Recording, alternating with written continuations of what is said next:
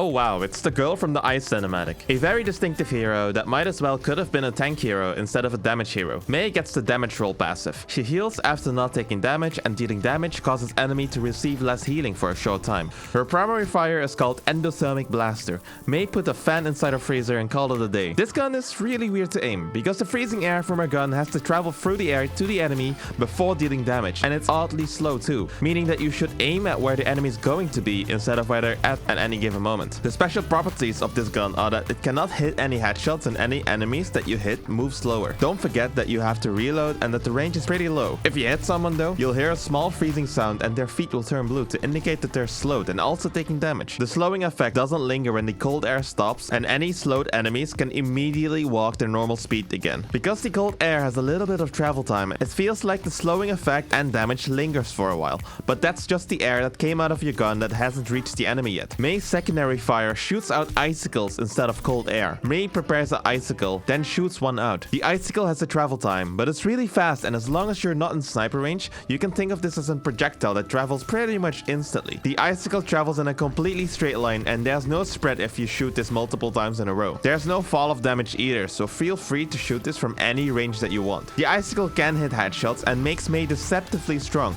Being able to hit good headshots is what differentiates an okay Mei player with a great Mei player. Because of the preparation time of an icicle, it gets really hard to aim at times, and that's why I have rules that you can follow if you're lost on how to use the icicles. Always look for targets to shoot with your icicles whenever there's no one in the range of your fridge, and when someone is close, stop blasting with your primary fire. The damage per second is really good for something that's hard to miss, making Mei very deadly, especially at lower ranks. People there don't have the mechanical skill to take you down fast enough before the cool air kills them, and if you're confident in your shooting ability, try this. First, pump out a freeze for a while, then shoot on an icicle. As the cold air is still traveling towards the enemies, they'll still be slowed, and this makes them an ideal target for your icicle. Make sure to hit a headshot though. If you don't hit a headshot while doing this, it's not worth it.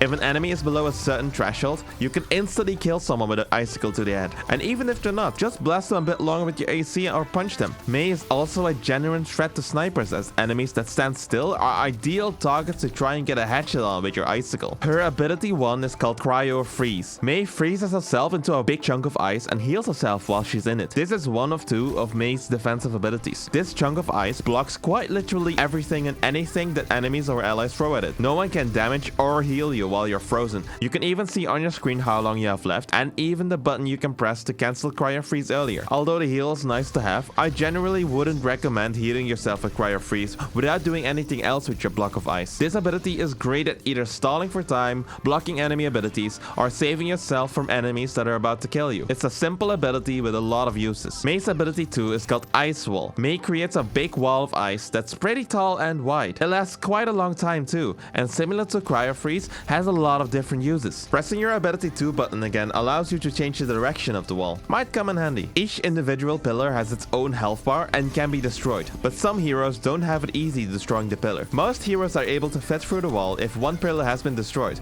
but some bigger and chunkier heroes need multiple pillars to be destroyed for them to fit through. Also keep in mind that allies aren't able to walk through, so make sure to cancel the wall if your team needs it. You can cancel the wall by pressing the ability 2 button again. You can use Ice Wall to defend yourself or your team by blocking an entry, blocking a payload. Blocking a payload can work too. Blocking ultimates is also something you can do. Those are the obvious ways of using Ice Wall. You can also put Ice Walls behind an enemy tank to cut off their healing. Heals don't come through the Ice Wall, so this is a great way of temporarily isolating enemies. You can also place the wall below your feet and that'll pop right up to high ground. Remember, Mei excels in stalling for time in the front line, slowly but surely killing anyone. When no one is near her, she's great at poking out enemies with her icicle, especially snipers who mostly just stand still. Given this information, you should alternate between the usage of your 2 abilities. Don't use an Ice Wall and then freeze yourself behind the safety of your big wall. Use either one of them, and when one is down, use the other. You could, for example, use Cryo-Freeze on yourself because you're dangerously low on health. Then stay frozen for the whole duration, and then place an Ice Wall in a way that you either get into a 1v1 situation